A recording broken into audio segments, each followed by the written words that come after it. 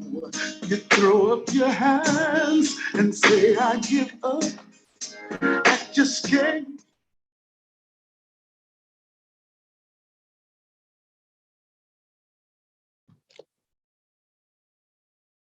All right. We are all walking into our seasons of goodness, of greatness, of miracles, of great things happening to us. The Bible says in Genesis chapter 8, verse 22, it says, as long as the heart endures, seed time and harvest time, cold and heat, summer and winter, day and night will never cease. As long as the heart remains, seed time and harvest time will never cease. Cold and heat will never cease. Summer and winter will never cease. And then day and night will never cease. So I don't know which of the seasons you are going through at the moment. If you're going through the cold season, the Bible says heat time will not cease. And if you're going through your night time, the Bible says days will never cease. And if it's a time of you sowing and you are not yet seeing results, the Bible says the season of harvest will never cease.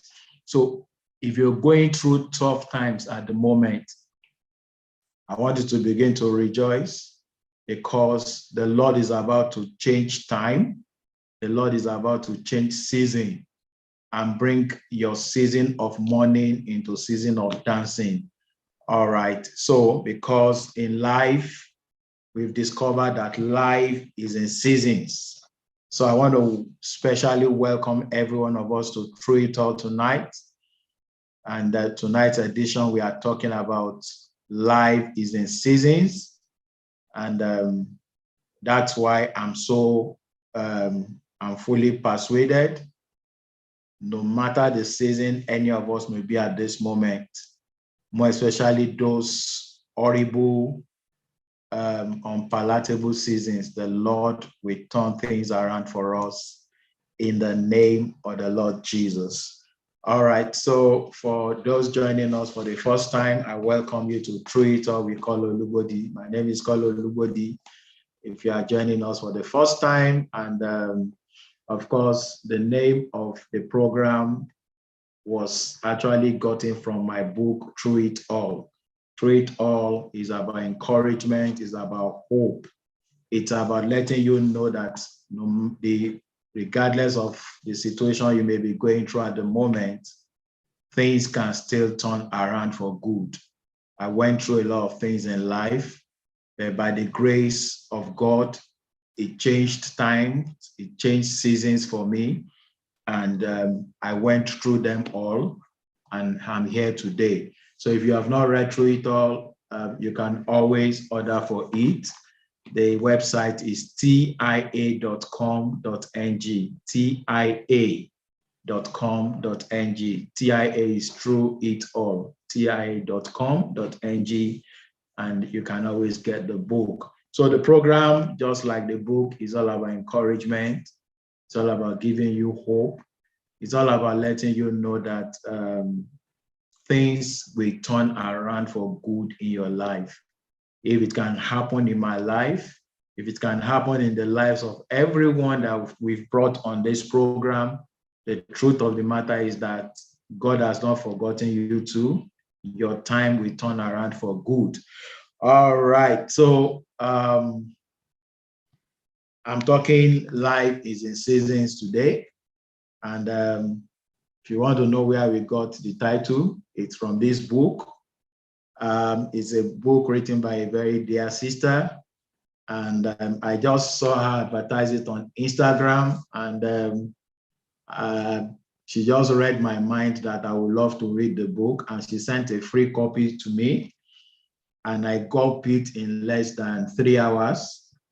And I got back to her and said, wow, thank you for writing this book. And then I ordered for 10 copies for my office that everyone needs to read about life is in seasons. All right. So my guest today is the author of this book. Her name is Yemisi Peters. She's going to be telling us why she wrote the book. And much more than that, she has gone through seasons, various seasons in her lifetime. And she's been sharing her story with us in line with the season she's gone through. All right. So without taking any other time again, I will welcome to the screen my guest for tonight, Sister Yemisi Peters. Nice to see your face. Good evening. Welcome to Truth Hall. Good evening.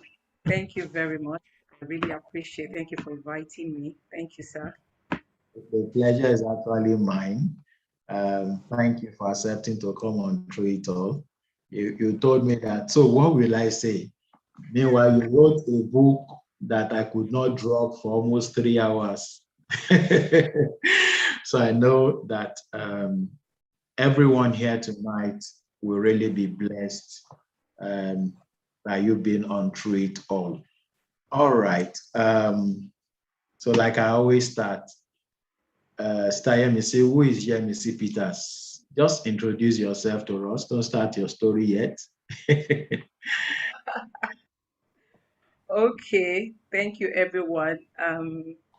Before I introduce myself, let me quickly say a big thank you to you, first of all, for inviting me to Through It All. I have always been on Through It All every week because the stories I hear on this platform has encouraged me a lot. So there's no Thursday that I miss Through It All. I must be here at this time. So I want to thank you very much for this opportunity. And I also want to thank all my friends. I have a number of my friends here. I know some people will join later. I have some of my coaches here. I have some of my mentors. I have some of my staff here. A whole lot of people, I mean, in my community, they are here.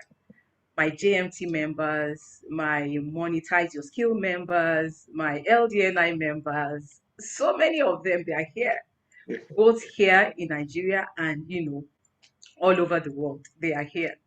I want to thank you very much for joining in. Okay, so like you have introduced, my name is Yemisi Peters, Ni Ido. I used to be Miss Ido before I got married. I am a wife to one husband, a mother to three amazing children, two girls and a boy.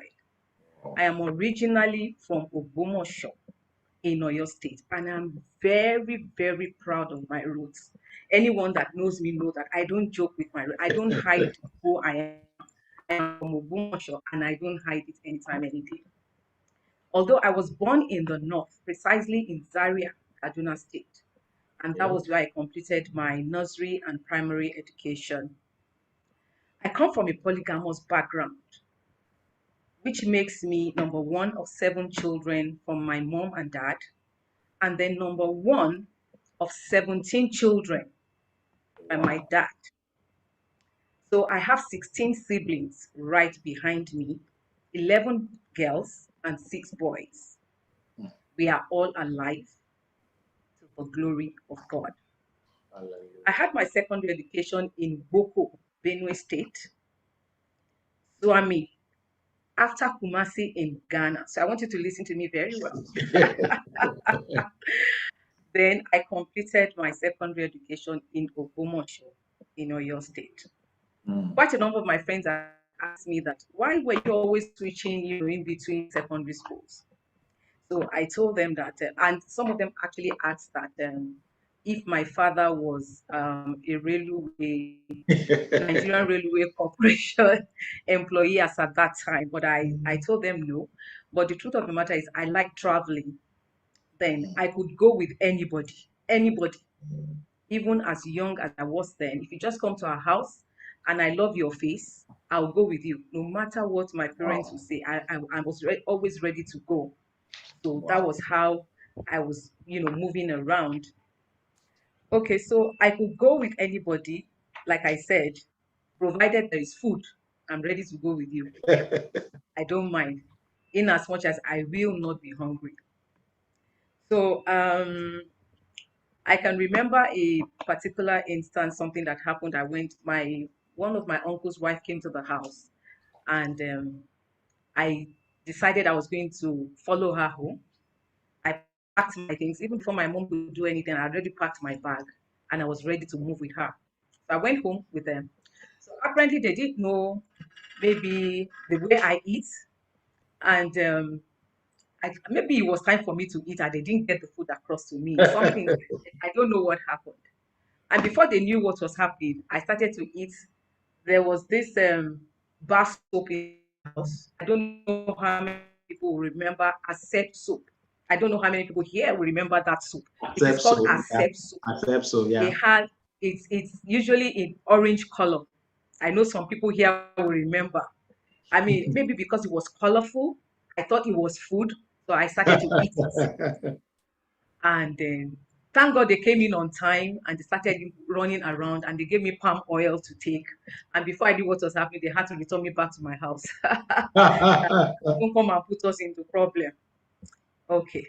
So we lived in Zaria, and that was where, that was where I grew up, Okay. because I was born there. My dad had all his businesses there, and life was really good. Like LG would say, life is good. Life was really good until everything took a downturn. By the time I returned from Ghana, all his businesses had crumbled. So Okay. then we moved back to Ogumosho. I was not there then. I had gone to Ghana. I could not return to Ghana. I came on holidays, but I could not return to Ghana. I came home on holiday because the borders were shut, so I could not go back. So that was how I went back to my secondary school in Ogumosho, and it's called Adeniran Memorial Grammar School. So I completed my secondary education there in 1985. That was Okay. where I wrote my WAEC examination. According to the reports then, that was the worst. 1985 was the worst results of WAEC at that time. Okay, Wow. but I managed, I scaled through. I came up with, I think, 4 credits and 1A and 1 pass or 2 passes, including English language, but without mathematics. But I was so happy, even though it wasn't the best of results, but I was so happy because if I had to rewrite that exams again, there would have been no way I would be able to write that exams. There was no money. So I Mm. was happy that at least I was able to scale through. So basically, that was how I completed my secondary school. Wow. Okay. All right. Now, life is in seasons. Life is in seasons. Um, why did you write this book, Sister Yemisi? Hmm, that's a long story. I remember when you invited me to Through It All, I was asking, with all the stories and testimonies I hear on this platform, what do I have to share with people? Okay, so why did I write Life is in Seasons? Thank you very much for that question. The truth of the matter is, it wasn't in my plan to actually write a book for myself. I wasn't planning to write my own book. I had wanted to write a book to tell my mother's story. Okay. Growing up with her exposed me to so many things and taught me several lessons in my life. So she was really the one I wanted to write the story for. Okay. I tried so hard to write her story, but each time I put my pen to paper, I would cry and not be able to continue until I gave up. So I didn't write the story anymore. The reason is personal to me, which I do not want to disclose at this time. But I Okay. know that someday I will be able to write her story because she cannot write it. I know that someday I will be able to write the story for her. Mm. However, I felt I could write my own story, then infuse part of hers in my own story. May not be everything, but at least some things that people will be able to learn from. So that was what brought about my story. So, what really inspired me again to write the story? Please permit me to share one scripture. Okay. It is found in the book of Corinthians, First Corinthians 10:13. First Corinthians 10:13. And I would read from the TPT version, and it says, we all experience times of testing, which is normal for every human being. But God will be faithful to you. He will screen and filter the severity, nature, and timing of every test or trial you face so that you can bear it. And each test is an opportunity to trust Him more. Along with every trial, God has provided for you a way of escape that will bring you out of it victoriously. That was one of the scriptures that also inspired me to write this book.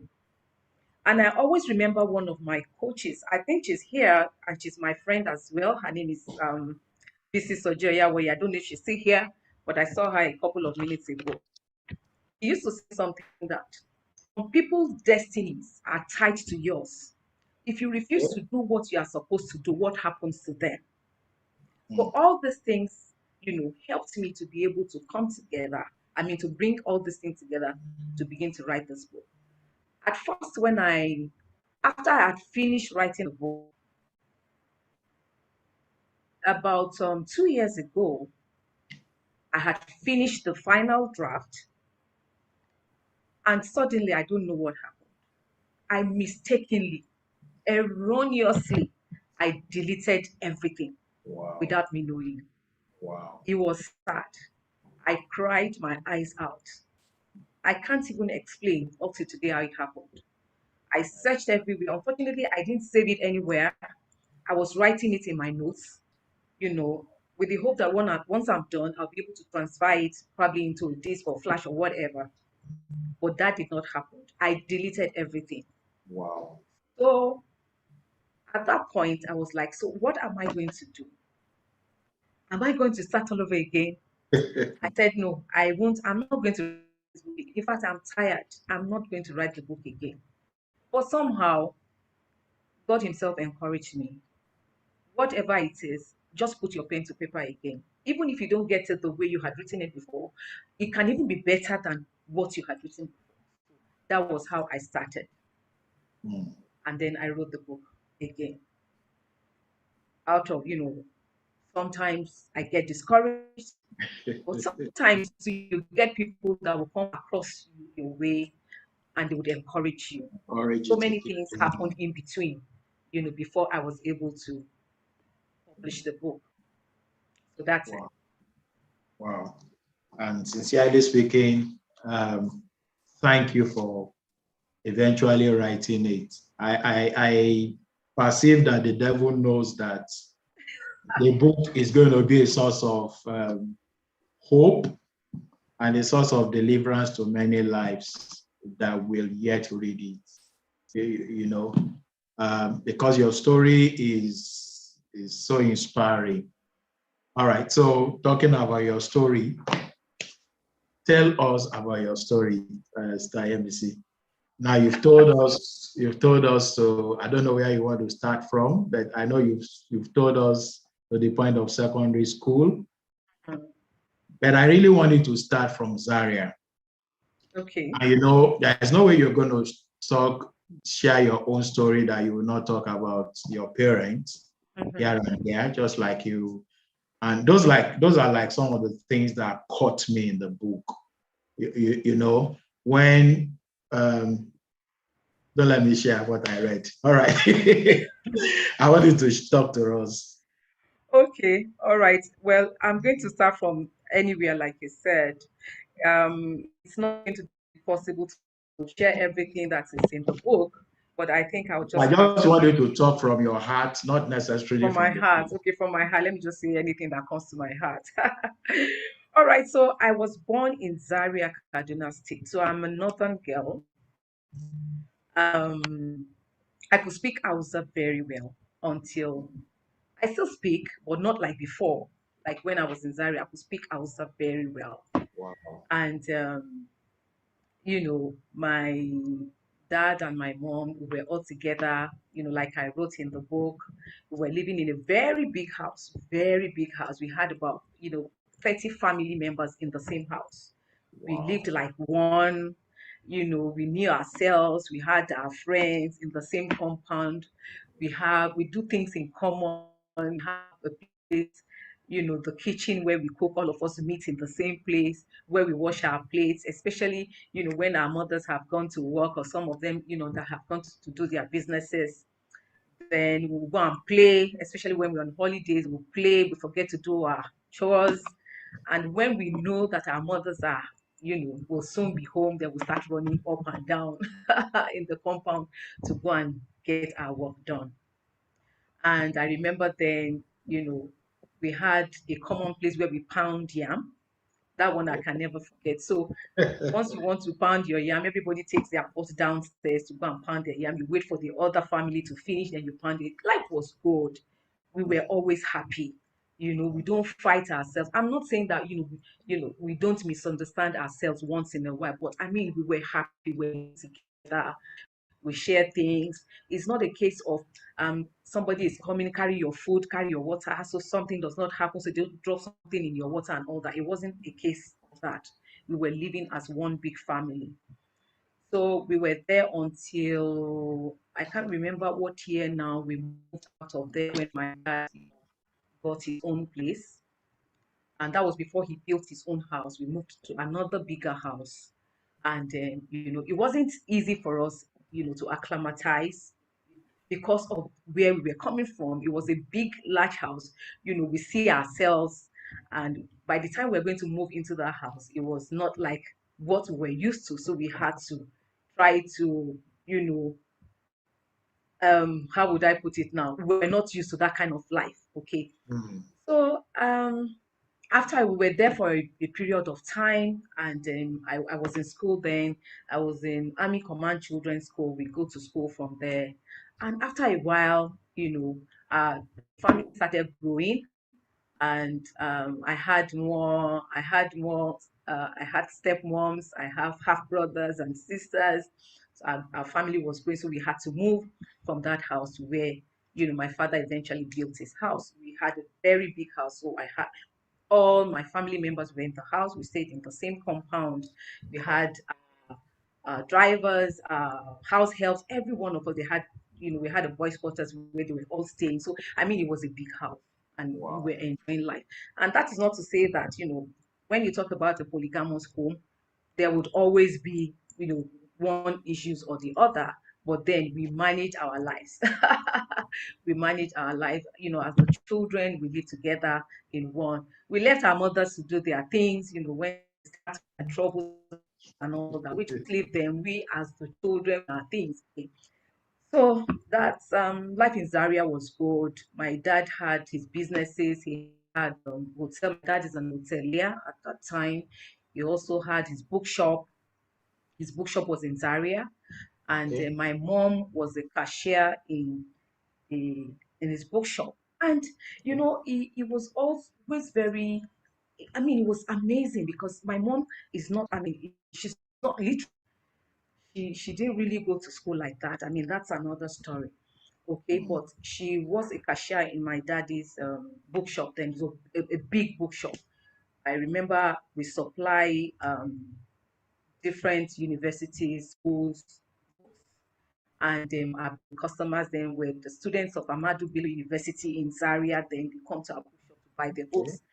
And I know my mom then, you know, I would just be looking at her. She knows all the shelves where the books are arranged from Mm. cookery to accounting to law to name it. She knows everything, and I'll be wondering how did she know all these things? And like I was, making fun of her one day, she taught me how to use the reckoner. I don't know how many people also remember reckoner. Reckoner is used in place of calculator, what we have as calculator these days. So she Okay. taught me how to use it. And she didn't go to school. How did she know how to use reckoner? But she taught me how to use it. So many things I got to know then, she actually taught me how to use them. So that's basically our life in Zaria, where life was good. things were beginning to look up for my dad. We had passed a particular stage that things were not looking up, things were not looking nice. After some time, things changed, and my dad began to, things were moving up, and as things were moving up, of course, you know what to follow all these things. Attractions from different side. My father was handsome, was a handsome guy. So I mean, so along the line, I was in Zaria until when my uncle came from Ghana. He came to visit us, Okay. and the moment I just saw him, trust me, I wanted to go with him to Ghana. How manage? I wasn't even ready to listen to anybody. My mom tried everything she could, but I insisted I was going to go. So that was how I packed my things and I followed him to Ghana. But I'm trying to remember, I think I had gone to school in Benue. I had gone to Benue and come back. I can't actually remember why I came back from Boko then. I think that was Okay. issue, maybe, going to school and coming back. So I had to leave Boko and came back to Zaria. So when Sorry. my uncle came, yes, when my uncle came, I followed him to Ghana. So life started afresh in Ghana. You don't want to know what happened there. That one is another story on its own. I stayed with my uncle. My uncle was, I mean, a very nice man. He loved me so much. He took care of me like his own child. He had another wife because his first wife passed. So he had to marry another wife. He married a Um, Ghanaian wife. So okay. you can imagine we were living Wow. together with her kids. It wasn't, I don't want to go into that story. It's not the story, but Okay. okay. So I was in Ghana until I came on holidays to Nigeria. That time there was no phone, you could hardly reach anyone except you have, by the time we moved from Zaria to Gumosho, things had, you know, taken another turn. My dad's business had crumbled, so they had to move to. When they were moving to Gumosho, I was not there. I was in Ghana. In You Ghana. know, Okay. yes, I was still in Ghana when they moved to Gumosho. By the time they moved, I had to come to Ogbomoso to visit them. I Promotion. was happy coming home to come and see my parents, my siblings, you know. So when I came, at that time, we normally come by road. We don't come Okay. by air. And so Yeah. you can imagine, the road trip and everything. So when I got to Nigeria then, the border, I can't remember what happened that year. The border was shut. So I couldn't go back. I couldn't go back to school in Ghana because I was schooling there, in Ghana before I came. So Okay. when I waited for several months and nothing was happening, I had to, go back to school in Obomo. So that Promotion. was my life Okay. moving from Zaria to Ogbomosho. My parents still stayed there when I left for Ghana, but my parents and my siblings, they were all there. My life, rovered around, northerners. I could speak Hausa very well, so we were friends. I have house of friends and all that. So, but now I don't speak Hausa very much like before, but I can still hear, when they speak. I can speak a little bit, but not like, when I was still Used to there. be then. Yes, All right. So Ogbomoso, your parents, everybody moved to Ogbomoso. But yes, by then things have taken maybe a downturn yes. in daddy's business. So Ogbomoso, what happened in Ogbomoso? Okay, so before they moved to Ogbomosho, my dad had a huge business in the north. So for him to have decided to come to Ogbomosho, I mean, it was a tough one. He had Mm, hotels, he had bookshops, he had a printing press, everything just went down the drain. And it didn't just wow. start in one day; it just started gradually. His vehicles, started to have accident because he supplies books to University of they go to Bauchi, Sokoto, all Wow. those places to supply books. And there was a particular year like that.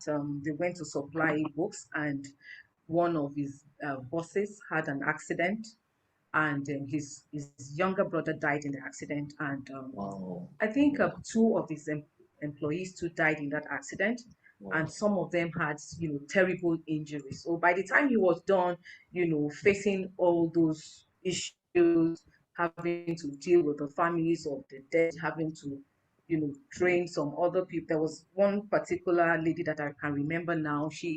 In the accident, she couldn't make use of her right hand again, so she had to take care of that, of her hospital bills and other ones, and then send her to school how she could use her left hand and all that. So by the time he was done with all that, I mean, he needed no one to tell him that you better pack your things and just probably move to Go back home. move to exactly. So Mm. that was how he moved back to Bomosho. So when we got to Bomosho, I mean, we had to pick the pieces of his life together. And I love my dad in the fact that my dad is a very strong man. Despite all the things he went through that time, he was still able to put himself together. Life was not easy too at Ogbomoso. A place you are not used to. You coming Exactly. from a particular background, you were comfortable, you had people around you, you have so many staff, working for you, you had several cars, and now coming, to Ogbomoso.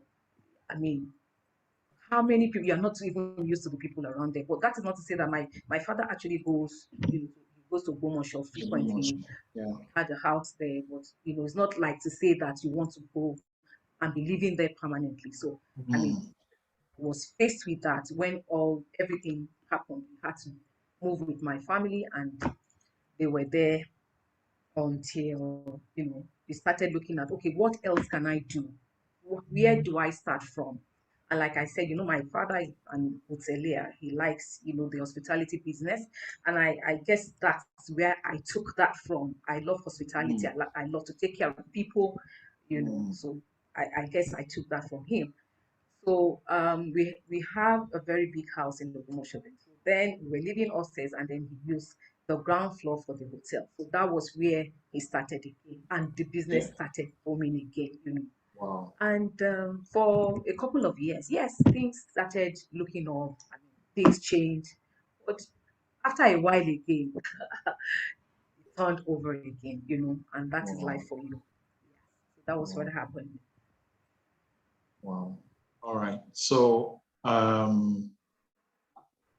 when things took a dive again in Ogbomoso, of course, now you're not moving. You've moved from Zaria to your hometown, so to speak. Mm-hmm. So there's no other place to go. Of course, I read in the book, things really went really so bad. You know, I actually want you to, since you already captured it in the book, so it's not something I'm pushing you to. I want you Mm-hmm. to give us a graphic, an animation of what really happened in the Ogbomoso. You know why I'm asking this? Like I told you earlier, um, life is in seasons. Mm-hmm. Yes, you wrote the book, but it's much more than you now because the first season you had things were so fine. You were enjoying yourself. People that knew you then would say, okay, you were born with a silver spoon, if not a golden spoon. And now things took a turn Mm-hmm. um, for the negative in Zaria. Then you came back, and Daddy started his life all over again. And things seemed to be picking up again in Ogbomoso, but now it really went so bad. I didn't want to paint it because that was where the whole thing caught me in the book, coming from high up there Exactly. to when I want you to tell me how bad things Okay. went in Ogbomoso. How bad it was. Okay.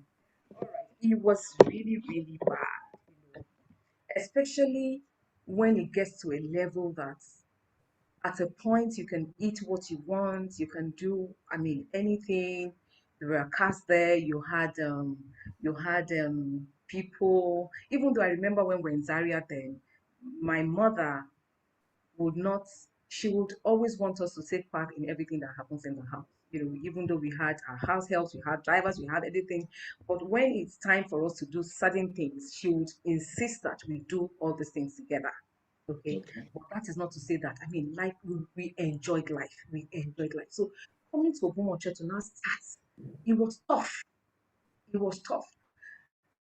Sometimes no food to eat, and you Wow. begin to wonder what is going to happen. Sometimes you get to eat in the morning and no food to eat in the afternoon. You get to eat in the morning, you are thinking, so where, even if there's no food to eat in the afternoon, where would the one you eat at night, where is it going to come from? But I love my dad so much. Like I told you, my dad is a strong man. I remember then when there's nothing to eat at home, and then we'll buy cassava, just raw cassava, and then we'll cook, and then they'll bring palm oil for us to eat. We were not used to all these things, but I Hmm. mean we had to eat. I remember my dad, after cooking it, he will have his own in his bowl. You can imagine a man that my dad was all over. In the north, people knew my dad. If you mention my dad's name in Zaria, then everybody knew my dad. But he didn't care. I mean, it has happened, it has happened. So Hmm. life must continue. So Hmm. when they bring the bowl of cassava, you put, palm oil in the bowl. Oil. They'll call us together to come and eat, and you see everybody running away. That what type of food is this one? And my father will taste it and say, "Oh my goodness, both doom, very sweet." He would tease us to come and eat, and would Just eat to the food encourage, just just to to encourage encourage us. all of you to take Exactly, it. just Hmm. to encourage us to eat the food. And before we knew it, we got used to that kind of life. And things had changed drastically in me. I mean, sometimes when we now look back at where we're coming from, it's like, so can things just change like that? You Hmm. know. Hmm. So at that time, then my dad would, when we had the hotel, we started selling, drinks. And I remember my younger ones would go all the way to the city to go and buy drinks because we were staying in the outskirts, not really outskirts like that, but it wasn't in the main, in the main town. So they would go and buy because that's what we have to sell. So buy, they were not used to all these things, but they didn't have, they still have to go buy all these things, bring them to the hotel for us to sell. So I was helping my dad there, and I helped to sell the things because my mom had, taught me how to use the reckoner. I could take stock. I could do all those things. When they bring the drinks, I know how to do the calculations, arrange them, sell them. Once I sell them, I take the stock. I tell my dad what is left, and all that. So I was doing that along, and I was going to school. My younger ones too were going to school. So, I mean, when things were not working anymore, at a point, I remember my dad had to travel out of Ogumosho. He went to Ghana too. Ogumosho people and Ghana, there's something about them. Not even Ghana alone. Ogumosho people travel wide. Anywhere you get to in this one, you will see them there. Even if you go into the hole, you will find Ogumosho people there. Forget about it. That they travel so wide. So he now went, and would were left with my mom at home. She had to be taking care of the house. And at this time, I just had my siblings and just my other siblings. Some of them were with their mom, back in the north. My Okay. mom and my dad moved to Ogbomoso, and some of my other siblings, so we're there together. We managed everything we had. I remember my mom then would wake up very early in the morning, and some of the things you remember all these things that they give women, like all those bowls when they are getting married, all those Yes. bowls that they pack and give them. My mom will wake up very early in the morning. She'll go and sell them before we wake up. Wow. She'll come back, and then she'll bring the money for us to go to school. I remember there was a day, sometimes she gets, good customers, they'll buy these things well. And sometimes people that know you actually need the money, you know how they do. They know you need the money, so they'll just Yeah. offer Once you they know any you are amount. desperate. One, they know you are desperate to get the Hmm. money, so they just give her any amount. She'll just come home, give us money at least to feed. And I remember there was a particular time, and she didn't get a good deal, so she didn't make so much money. And I remember that my half, siblings then we were staying together, and they had to go to school. And we all go to the same school, and she had given them their money, and they had gone to school. So we were waiting for her to give us our own money so we could go to school. So when they left, we now went to her, mommy, okay, so what about our own money? We have to start going to school. And she said, which money? Money has finished. I said, Hmm. how can money finish? What about the money you brought? She said, I've given the money to your The siblings to go siblings. to school. And I said, but we, your children, didn't give us any money. All And right. So when you gave the money to your she gave halves. the money to, yes, to go to school. She didn't want them to, to be there when we start querying her. So she gave them the money for them to go. So we were left with her. So when we now started asking her for our own money, and my mom has this thing: when you talk too much, the next she'll bring the thing or she bring the slippers. Once she has told you that there's nothing for you, and the next thing is either she throw, and you know her mother has them, when they throw anything, would land wherever they want it to land. Wow. So I mean, so we'll have to trek to school. It happened, Wow. several times. We'll have to trek to school. That happened so many times. But then we got used to it. We got to know the kind of person she was. So those were part of the things I said, I learned from my mom. Wow. And then my dad traveled. We were at home for maybe like, I can't remember, between 4, 5, 6 months. And my dad didn't come back. He went to look for greener pastures, like he said, so that he can come and put his businesses together again. It was tough for my mom. She had sold everything she had, including her jewelries. Then, Wow. life then was good. She too, at some point in her life, was in Ghana. And Ghanaians then, they had gold, the raw gold. And I remember the gold her parents gave her then. She had sold everything, so there was nothing to sell anymore. I remember at some Wow. point she had to sell some of her good wrappers just for her to be able to make some money, you know. Wow. So then there was one day we had this Volkswagen in my compound. My daddy left before he left for Ghana then. And then there were so many things we had to do. I was going to write my exam, my WAEC exam, and everybody had paid, and we had been warned in school that you must pay for your WAEC examination for you to be able to register them. Unfortunately, my dad was not around and there was no money from anywhere to pay. And people knew my dad, even in Ogbomoso then, people knew my dad.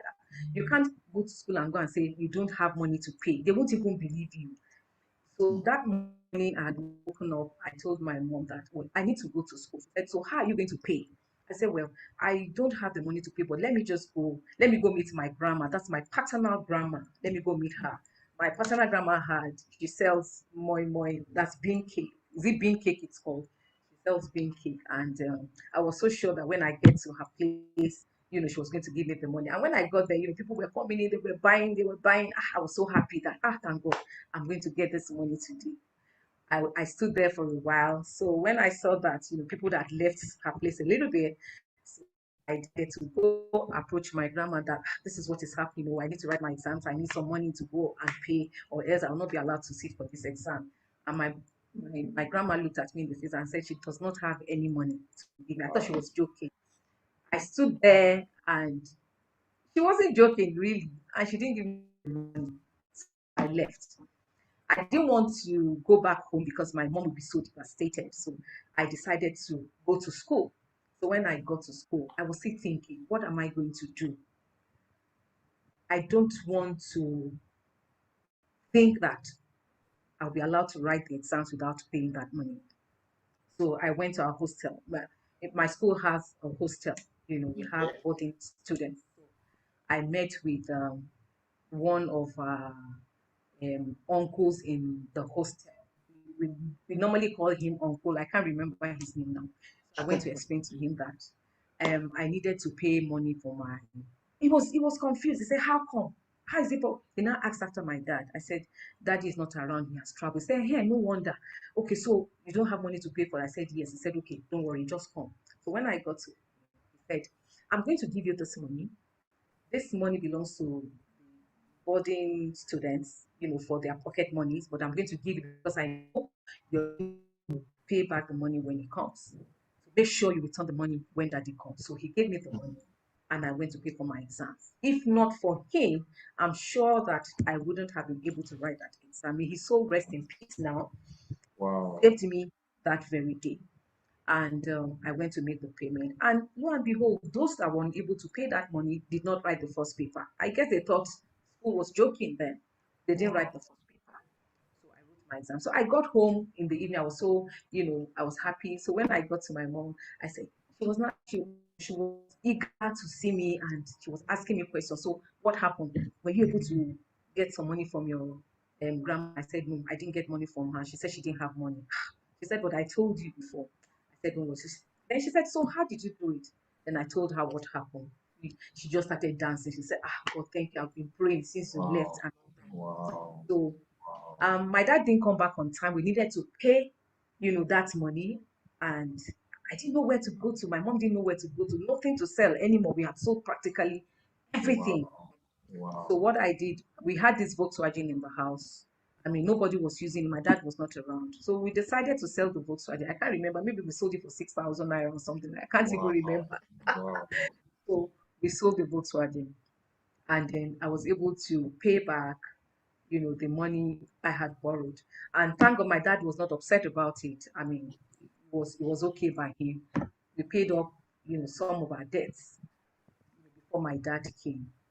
But of Wow. course, 6,000, before you know what is happening, the money is already, gone. Wow. But at least it solved our problem at that time. So that was how I was able to finish.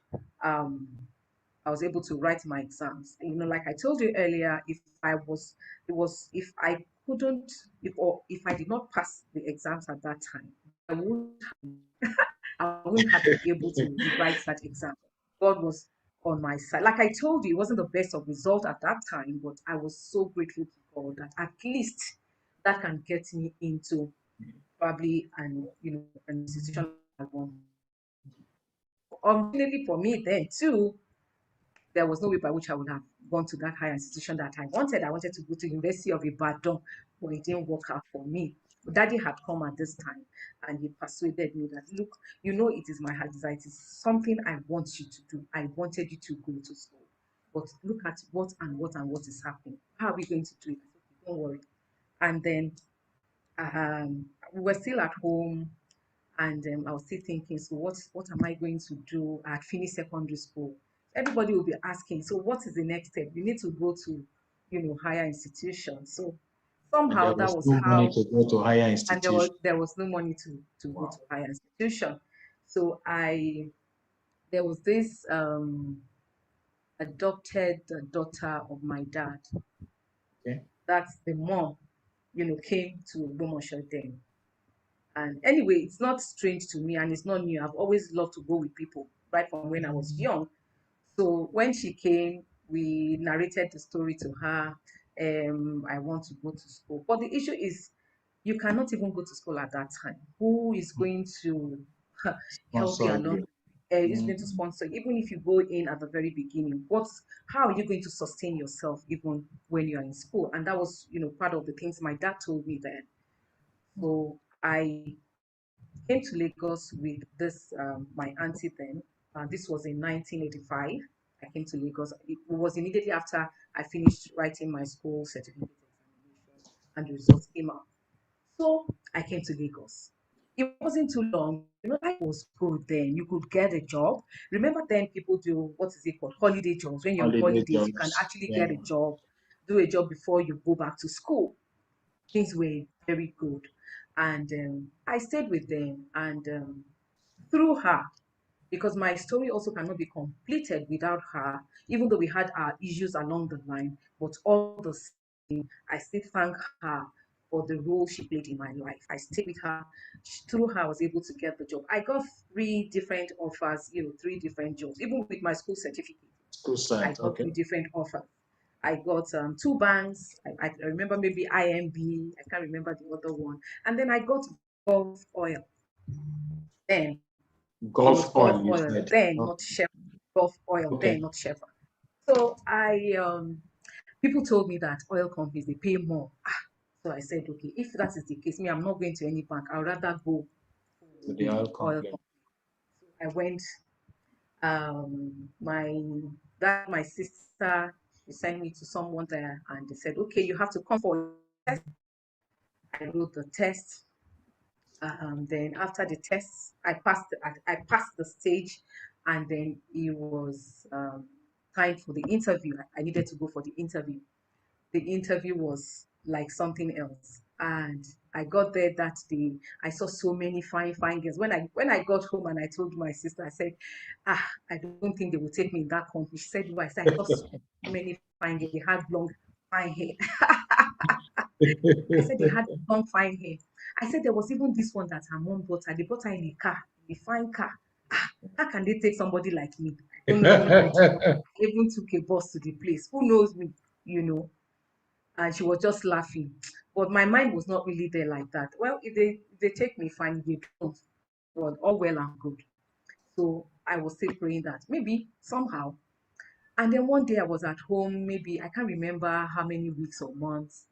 And then I got, no, it wasn't even a letter, it was a dispatch rider. It was a dispatch rider they sent to me to bring the letter to me at home. Mm. They brought the letter to me. I was so excited. I was like, oh my goodness. Even how what did they how, if I when they looked at it, what did they see about me? What was so special about me? I said with all those fine, fine girls. In fact, I was looking out for that fine girl. She was And fair. she was not there. She was not there. And I said, how did it happen?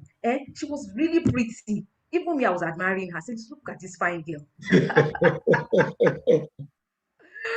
Okay, so anyway, I was asked to resume at a particular time. Then I remember very well, I started work on the 17th of February 1986.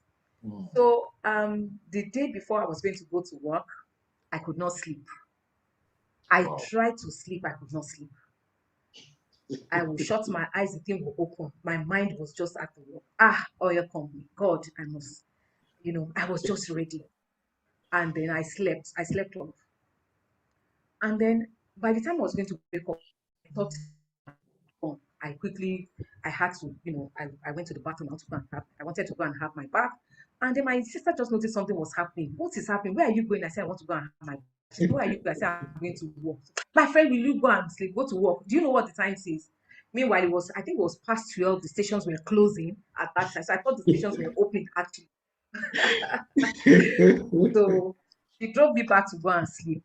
Trust me, I couldn't sleep. I was just there. By 5 a.m., I was already awake. I took my, but imagine Ogbomoso girl coming all the way with so many things in my head and all that. So I I had my bath and I went to work, and that was my first day at work. I was so happy. I was Mm. so happy, you know. And I was at work for maybe like a couple of weeks. Then I got to find out that I was told that there was embargo on employment. I didn't understand what that meant. So I was going to be on contract for that Okay. period of time. Well, whether contract or no contract, I wasn't even bothered. At You least know you why? were working. At least I have a job. And the salary then was 260 naira. I can never forget 260 naira, including everything. And that money was much at that time. It was really Of much course it at that was. It time. was. It was much. Even some lecturers don't even receive that amount of money. I was happy, you know. I didn't understand what it meant to be a regular staff or not, but I didn't care. My own is a chef for me, salary, I had a lot of things to do with money. So the plan was okay, start this job. Once you start the job, probably save, because what I wanted to do, my plan was save some amount of money and then go back to school. That was the plan. Work? No, it didn't work because I wanted to eat my cake and have it at the same time. I Mm. wanted to keep the job. I wanted to go to school. So how was this going to happen? It didn't happen. I just kept on doing my job. I had to support my family, my parents, them that were there. I needed to support them. And when I left my sister's, I was staying with my sister, for, that's towards the end. Don't let me go into that one now, because as at Okay. the time I started the job, I was still living with my sister. You know, I didn't know any other place. I had to go back home, that's the way I do for a couple of years. You know. So while I was doing my work, I started working as a receptionist. That was Okay. what I was employed for, as a receptionist. I was moved to the telephone room. I wasn't at the reception anymore. I moved to the telephone room. I was doing my work. I enjoyed doing my work. I was so diligent. People loved me. And I I made friends easily, even though I was very young, you know. Sometimes people look at me as Omo Kekere, what is she coming to do? Because I was very tiny. I don't know if I'm still tiny, but I was very I was very small. I was very small. So, but I was very dedicated. I was efficient. I was respectful. I was friendly, and I was very kind to people, regardless of who you were. I mean, I'm not saying this. I mean, I'm not being arrogant saying this. I'm just saying it because it is that's that actually was who I it was. was then. Exactly. Okay. So while I was doing my job conscientiously, I enjoyed I love, helping people. I love talking to people on the phone. I loved it so much. I love to help people. And that was what I was doing at that time. So while I was working, that was how I got to meet my husband that I'm married for 28 years now while I was doing my work. Hallelujah. So I remember then he had a colleague in his office that would normally call my office to ask for someone. And each time she calls, I think I was always nice to her. It wasn't a guy, because what we get to see these days, people are not nice to you, especially if you are not, the opposite sex. The lady is going to attend to someone properly. The person has to be a guy, and if it's Mm, the lady, I mean, the person has to. Do you understand the way it is right now? Then, I mean, for me, I was just myself. It was me, you know, and I don't pretend about it. I do my work. mm, Enjoy mm. doing it. So each time she calls, I was always helping her. Apparently, she works in the same place, with my husband. So each time she calls, I guess he's always saying, "Oh, so who is this babe? Let's talk to this babe now. and all that and all that." I love her. Then he spoke to me once. I love her voice. She has a very nice voice. And from voice, it turned to something else. And then today, the remaining is history. Okay. Thank God. So that was how I was doing my job. I got married in between. And you remember I said I wanted to go back to school. Now I have gotten married. How easy was that going to be? But I still wanted to go to school, even before I got married. And even if I didn't want to go to school then, there were three things that happened to me that time that I didn't have a choice. I said to myself, whatever it is going to take, I must go back to this school. And then this job, I must retain it. I don't know how it's going to happen. I cannot leave it. I'm going to retain this job. And then one of the things I remember then that happened, there's this other, I know I have some of my colleagues online. So, when you are saying your story or when you are telling us, it is your story, it is you, and nobody can tell your True. story better than you. Okay. So, and this my colleague then, we had the same office. We're all together in the same office, and then they will talk about life on campus. They will say all sorts of things. And me, I wasn't a graduate. Do you understand? I wasn't a graduate. I would listen to them. He would say so many things about life, on campus. But at that time, I didn't know if he was doing that to spite me or Mm. he was just, out of excitement because they will say it every day. Every day they come to work. Once we are less busy, they will start talking about campus. Other tools will Campus join and they life. talk, campus life, this, that, that. Initially, I was angry. I was like, why is he always talking about campus? Is he the only one that would, go to the university? What's even his own stress and all that? But one day I decided I wasn't going to take it personal. I said to myself, so what are you going to do about it? I said, that I put in my palm. I said, I'm not going to eat with this. That's campus. I'm going to, You're gonna yeah, experience come. it also. Yes. So I'm going to experience it. So I was working towards that. I didn't want to leave my job. So I thought about, okay, so what am I going to do? I started applying for part-time school. And then I remembered I applied to several schools then. I applied to Lagos State University. I wanted to study law. That was what I wanted to study originally. So there was this program that was on then. It was what do they call it? Executive program. And Okay. you know, I was so excited about it. When the applications came out, I was like, okay. this would be an opportunity for me. I applied. The first time I was rejected. The second time I was rejected or thereabouts. And I didn't know why my application was being rejected. So I had to go to the school. When I got to the school, they said to me that I looked too small, that I should go back and go and apply to the regular university. It is not my time that they want there. Okay. Okay, Okay. so I should go back to the regular university to go and apply. Even though I qualified for, I mean, I had all the requirements, but I mean, I was refused. So at some point, I gave up. I would cry. I remember at that time I had gotten married, and my husband said, "Don't worry, don't worry. They refuse you here. Apply next time. Do some other thing." So he encouraged me. So I applied to go to another. That was when I went into Unilag. And as God will have his things, so many good things happened along the way. My company then had this educational assistance program. I Okay. applied for it and I got it. So my company then sponsored my education. They paid a bit, maybe about 80% of my fees, and then I was able to balance my fees for the period that I went to school at that time. And when I left University of Lagos, then I also went to Lagos State University. I have some of my mates here too online. I'm thankful for them for joining. So I mean, life was good. Yeah, someone is responding now. I have some of them here.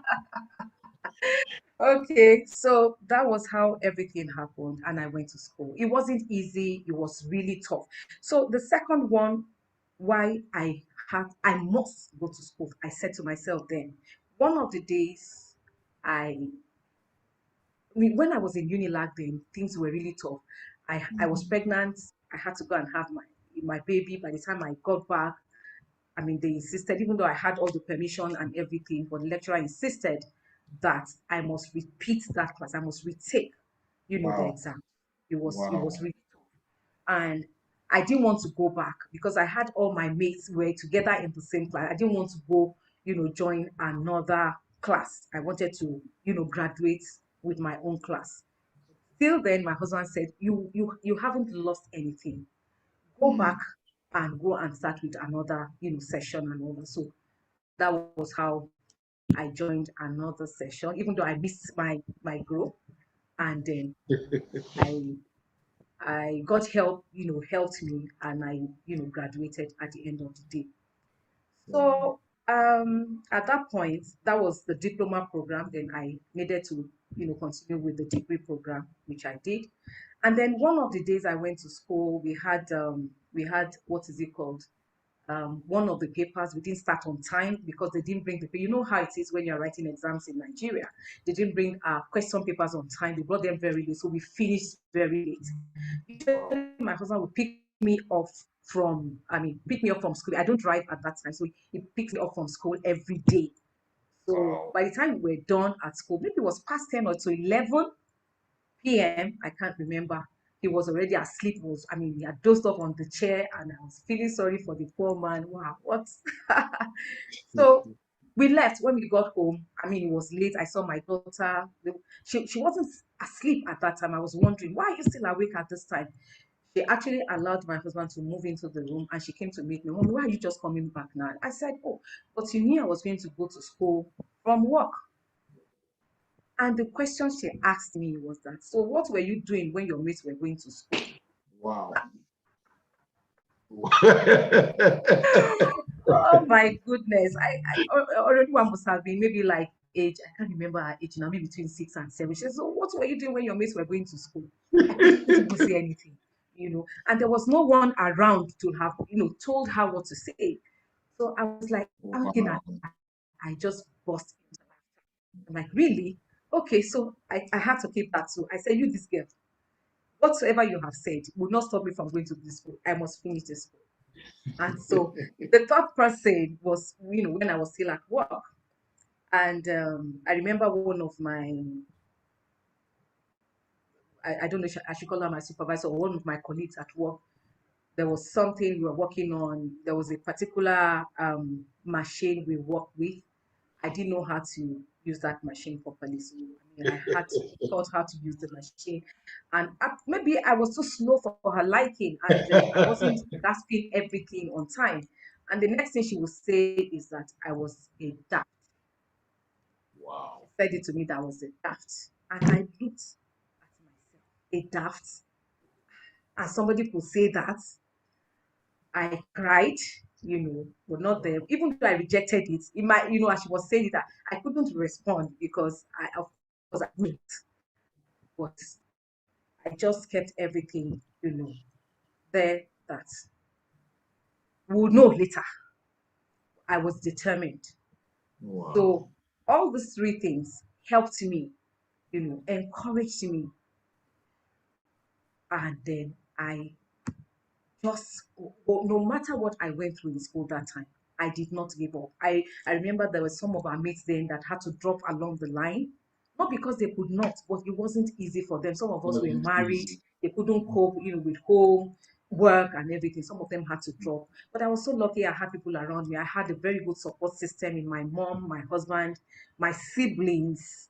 And then, my husband was there for me. So I had a very good, very, very good support system.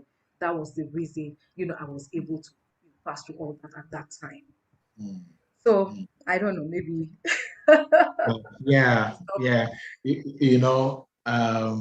Against all odds and through it all, um, you actually graduated from the university. Yes. You were a mother, you were a wife, you were working full time, yet you were able to squeeze out that time, you know. And Mhm. you know what keep coming to my mind? I know all the while that you started Mhm. working with your school sat. What was working? I mean, what was happening back home? Have, Ah. have things changed as a Hmm. business, as that is business picked up? Hmm. How While was I it was surviving? okay, while I was working then, everybody depended on me then because things were still not, going the way you expected. Business already had gone down again in promotion, so they had to depend on me. I would have to, wait for my salary to come and then send salary home, my younger ones and all that. I remember a particular day I will never forget in my life. I shared in my book. I slept and I had a dream. In my dream, I saw that my siblings and my parents, I saw the room and everything. I saw that they were hungry. They hadn't eaten. There was no food to eat. That was exactly the way I saw it in my dream. And I woke up and I was like, God, what about if that dream? What about if it happened?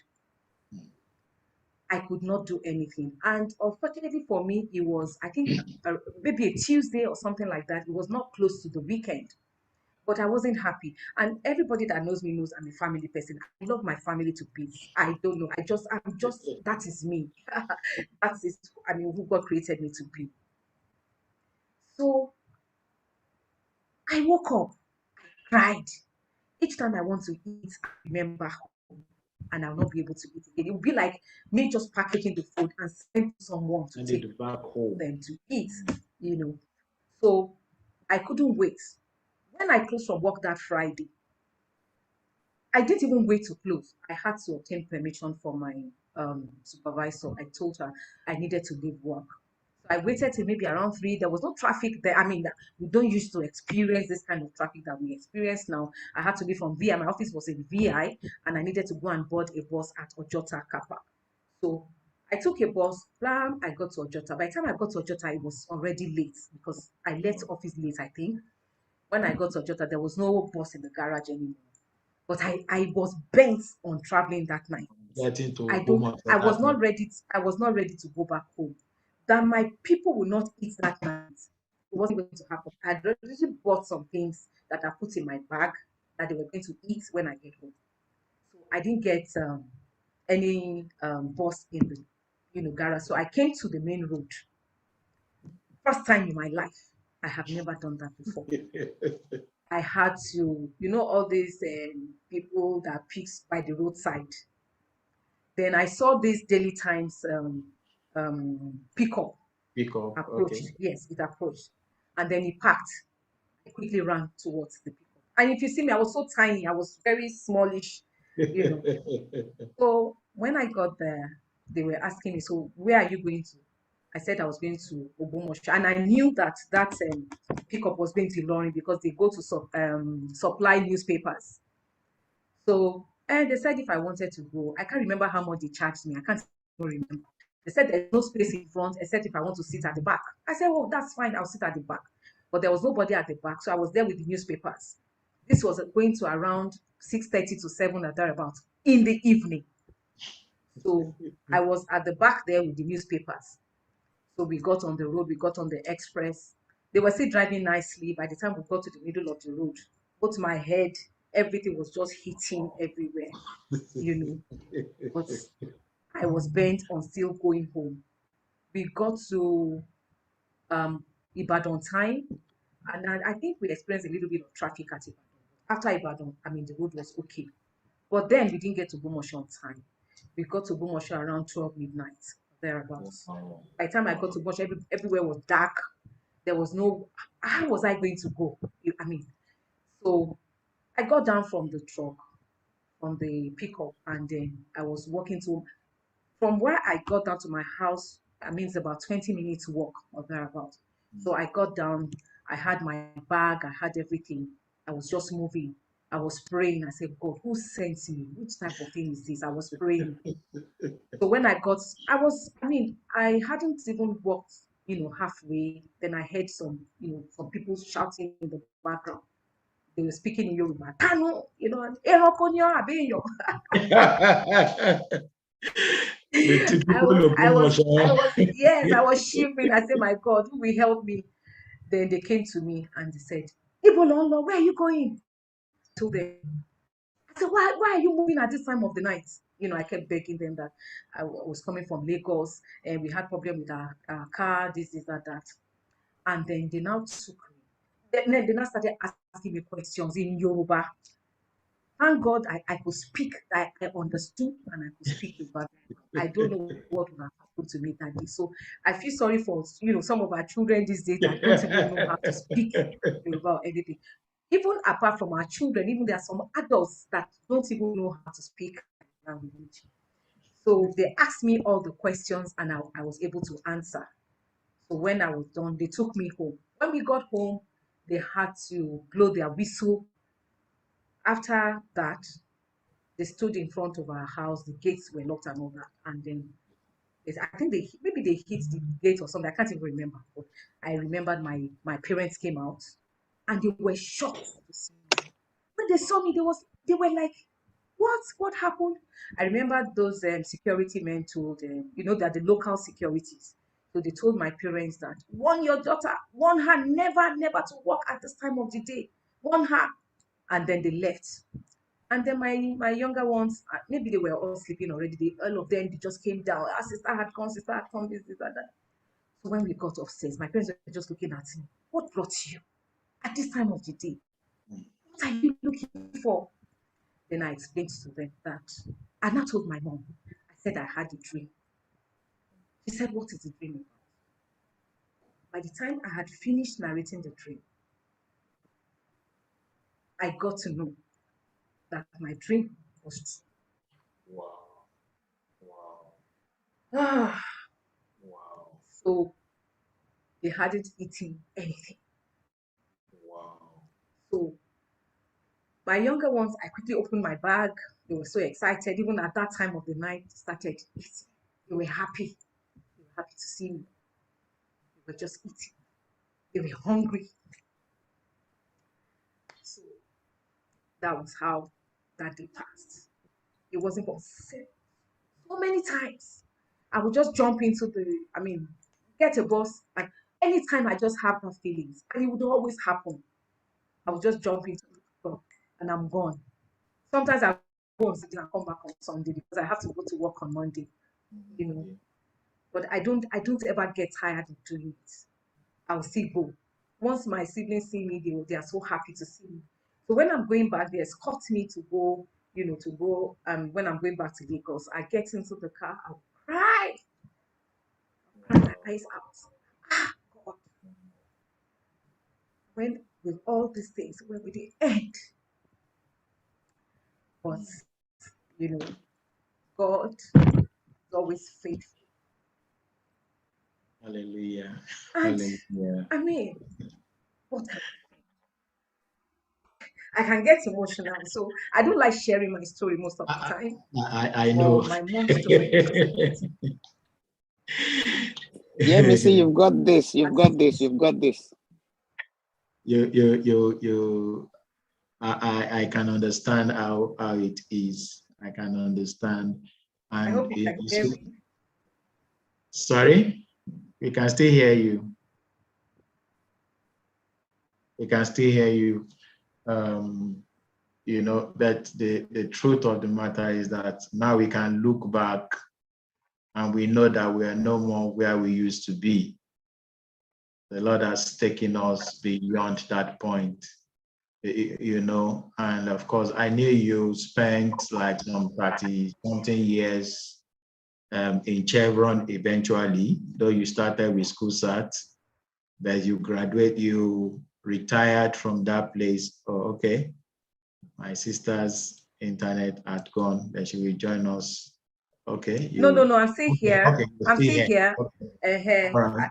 I think the network, so I just have to put off my Okay, video so yes, that I understand. So you started with schoolsat, Mhm. but you retired from Chevron as a graduate, Yes. Hmm. and though the beginning was rough, though the beginning was tough, though you went through some very rough seasons, but the truth of the matter is that God turned your mourning into dancing. You understand, and that's where your story really caught me. That no matter the seasons you find yourself in life, you will not always remain on that season, more especially those tough, unpleasant seasons. There's a way that God does it. Like the scripture that I sent to you, that's Psalm 139, verse Yes, 16. 139. Yes. That was like the conclusion that came to me when as I was just going through your story. Let me just take that again. We've run out of time, but let me see how we close with that. Psalm 139, verse 16 says, let me read NIV. NIV says, your eyes saw my unformed body. All the days ordained for me were written in your book before one of them came to be. God knew your unformed body. He knew you before you were born. He knew the seasons that you were going to go through. He knew what your parents were going to go through. And he knew that their survival and many things that will happen in that family will rest upon you. So getting to Lagos, it didn't get you a teaching job Exactly. Exactly. in Agege or Ajegunle. Mhm. He opened a door for you in Gulf Oil because he knows that you have 16 other siblings on your neck. You have your dad, you have your mom, and even some of the step moms were also on your neck. So the Lord saw your unformed body. All the days ordained for you were written in his book. There's a book he wrote that's touching your life because before one of your days came to fulfillment, the Lord knew, and verse 17 says, how precious to you are your thoughts, oh God. Now you can say how precious your thoughts, how you have been so thoughtful of me, how you have been so mindful of me. I'm saying this to Sister Yemisi. I'm saying it to anyone going through any rough time at this moment. God knows he has your days in his hands. He knows the path you take. Like Job said, he knows the way I take. After he has tried me, I will comfort as gold. In other words, it's not going to end where you are. Because verse verse 18 says, when I count them, where am I going at? There's a place that I now said, because I am fearfully and wonderfully made. He knows the plans he has for us. He knows how he wants it to be. And that's exactly what he did for Sister Yemisi. And that's where the story, knowing how you started very wonderfully, then things got so bad to the point that eating was an issue. And you needed to, your parents started selling almost everything sellable, yet the issues were still almost like that. But the Lord came for you. Yeah.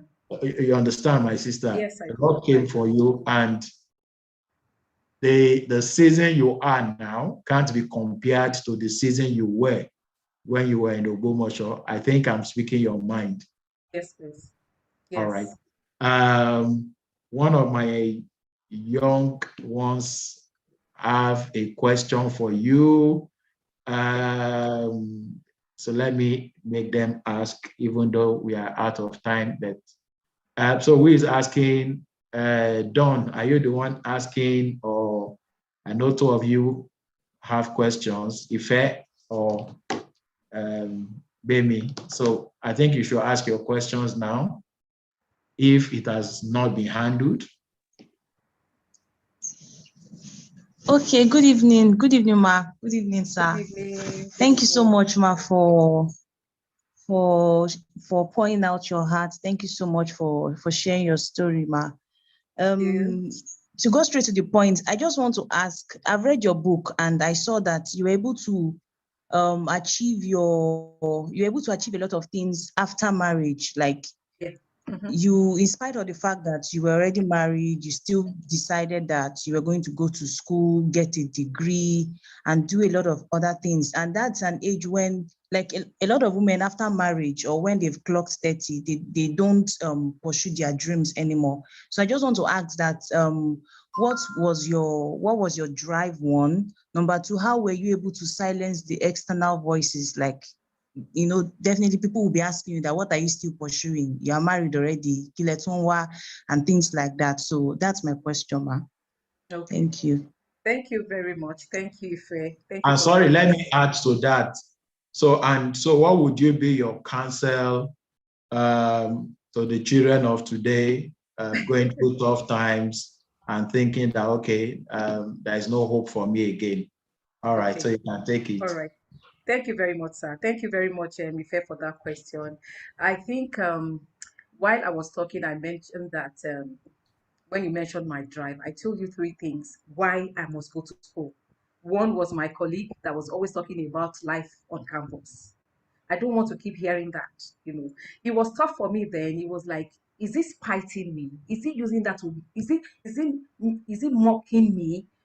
But at a point, I was like, okay, whether he's mocking me or not, let me take my hand. Whatever I have to do, then I need to do it now. Okay. So I forgot about whatever he was talking about.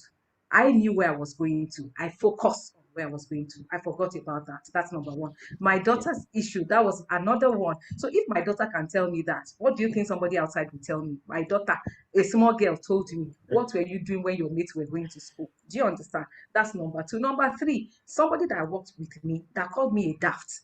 Do you know what I'm saying? All those things kept on propelling you. He kept on that, man, there's nothing I must go back to school. And then your second question about when some people are married, they do that's the end of how do I the want to go back to school? That's no. Now let me tell you, growth is not something, even at this age, I'm 55 now. I'm not, I have not stopped. I'm still reading. I have not where I want to be at all. I still have a long way to go. So you can imagine.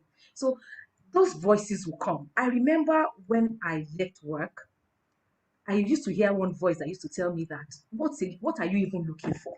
What are you really going to? Which boundaries do you want to break? The boundaries that your children's needs are already is what you want to break.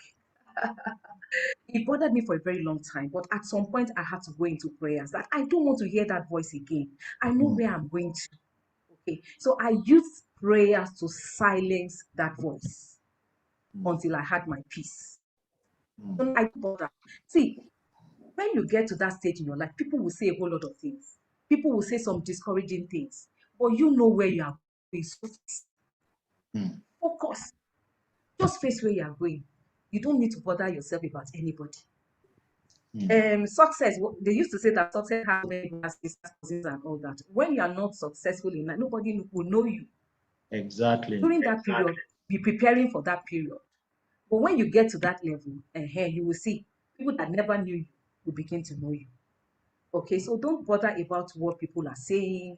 It's none of your business. You focus on where you're going. You show them. That's the most important thing. It's your life. Exactly. How you run is nobody's business. Exactly. It's your life. Yeah. So that's it. And then, sir, you asked another question that what advice would I have for? I can't remember that question. I said the children of those youth of today, people finding themselves maybe in their late 20s, early 30s, yet things are not falling in place. Should they just abandon everything and know that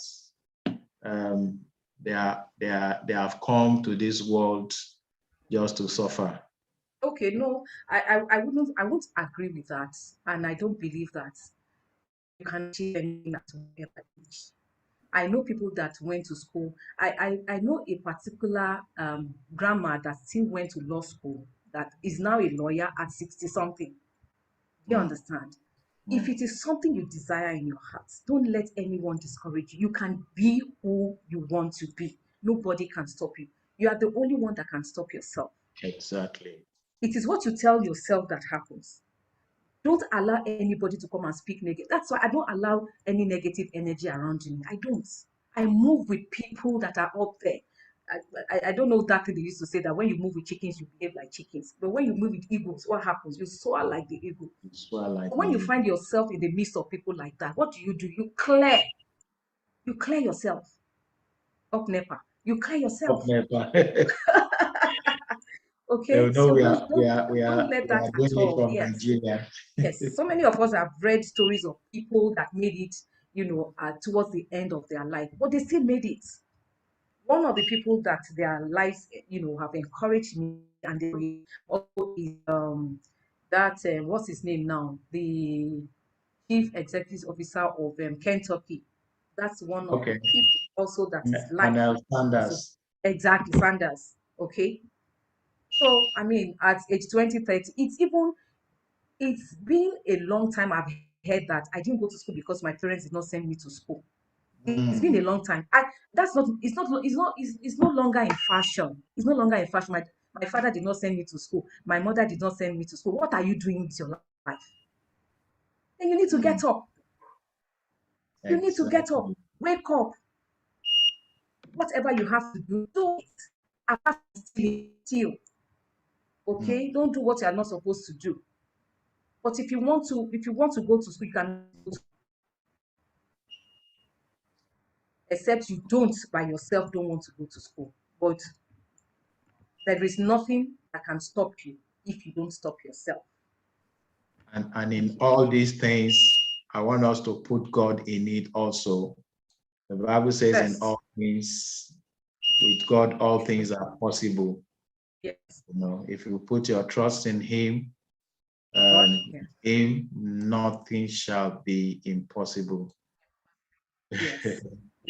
All right. Thank you so much. I think NEPA is telling us here, and the Jen is refusing. I can see. I just want to appreciate some of my people here. I can see some of their messages here.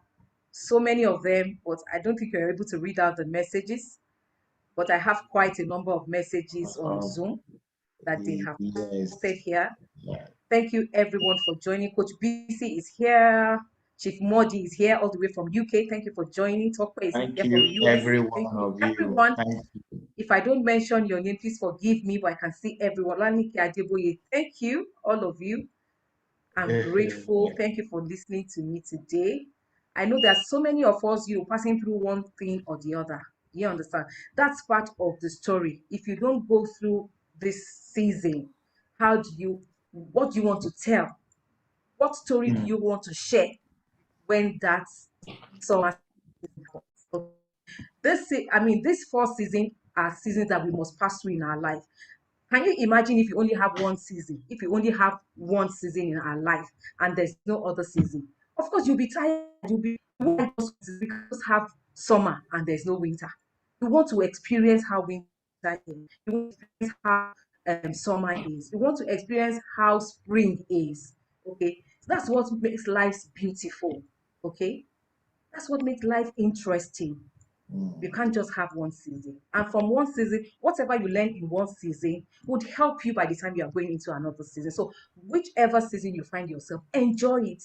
Take advantage of everything that you learn there and make use of it in the next season. Okay? So everything is for a purpose. All right. Everything I keep saying some people saying they have questions. Okay. I'm going to give you 30 seconds. If you ask your own quickly. If you quickly ask your question. I know Tayo said he has questions also. Good evening, sir. Good evening, Ma. Good evening, everyone. Good evening. Thank you so much for all that you've shared, Ma. Thank you so much. So my question is, how can one maintain mental and emotional stability when you feel like you're not where you would rather be, at the moment? How can one maintain mental and emotional stability at that time or in that season? Thank you, Ma. Thank you. Thank you for that question. The only person that can help you out that I know is God. I don't know if it is only God.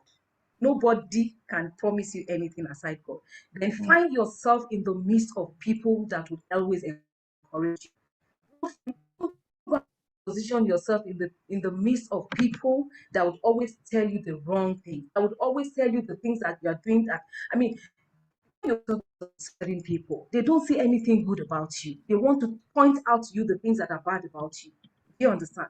But when you surround yourself with people that want you to progress, that wants to take you to do you understand? Just move yourself away from people like that. You would always find yourself there, but it is left to you not to remain there. You have to move yourself out. Once you do that, then you leave every other thing to God. God is the only one that can help you when you find yourself in that situation. Nobody else. I tell you, nobody else. He just brings human beings to us.